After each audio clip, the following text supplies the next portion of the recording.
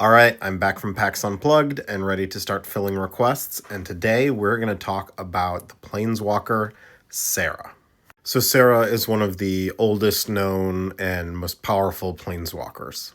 Her angels are known across several planes in the multiverse, and she's one of very few Planeswalkers known to have created her own plane from scratch. This one required basically constant maintenance to keep it going, because it was Serra's realm and a place of pure white mana. Her angels are best known on Dominaria, where they have performed many miracles, and now they are a very prevalent part of Benelish society. But going back in time, she used to reside on her own plane. That is until Urza and his traveling companion Zancha appeared on the plane. Zancha being a creature of black mana, Serra didn't really like having her here, but ended up treating her anyway.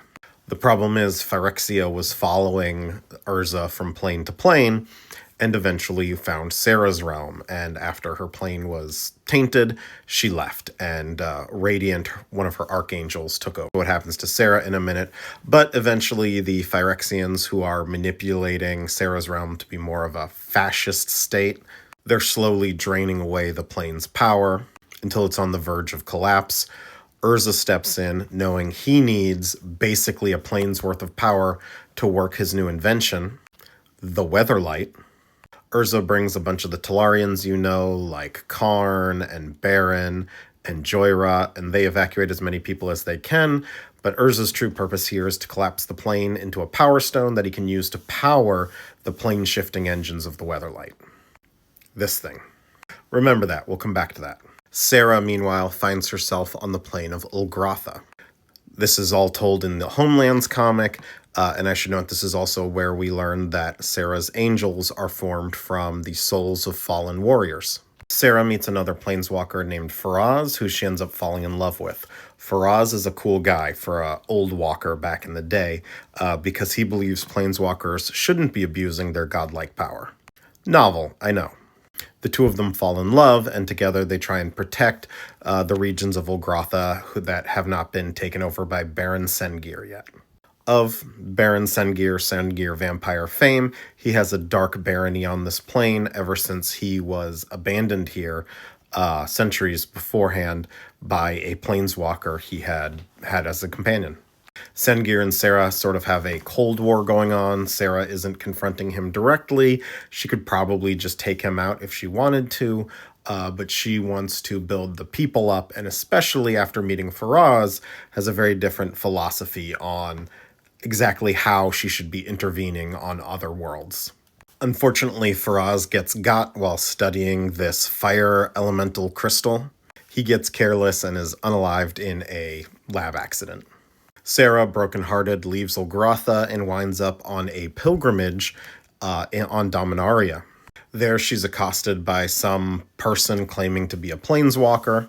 There's been a lot of speculation over the years about who or what this person might have been, and how they managed to kill Serra through all this.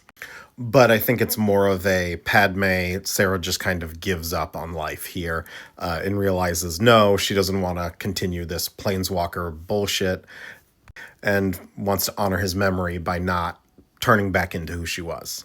This is all witnessed by a guy named Brother Angus, and Angus would build Serra's cathedral on the spot where she died. Now, when she dies, she lays an enchantment on the land of Circe that continually births angels as needed for the plane of Dominaria. This is where pretty much all the modern Dominarian angels come from, those and the ones that are evacuated from Serra's realm. So in the modern day, there are basically two places where Serra's magic still lingers. The first is Serra's Cathedral in Circe. The second was, of course, the Serra's Realm Power Stone, which was used to power Teferi's time machine. It imploded, sending Teferi exactly where he needed to go. And then, during Elspeth's second death, she meets with a mysterious figure in what seems to be some sort of afterlife. That figure turns out to be a vestige of Serra's power, who offers her the chance to come back to life one more time and save everyone. Now, whether this was Serra's enchantment on Dominaria being able to affect elsewhere, or if this is the power from the Serra's Realm Power Stone that imploded, it's not super clear. It's not meant to be. But through this power, Elspeth is able to become an archangel herself and arrives just in time to help save the day from the Phyrexian invasion. And that's the last we've heard of Serra.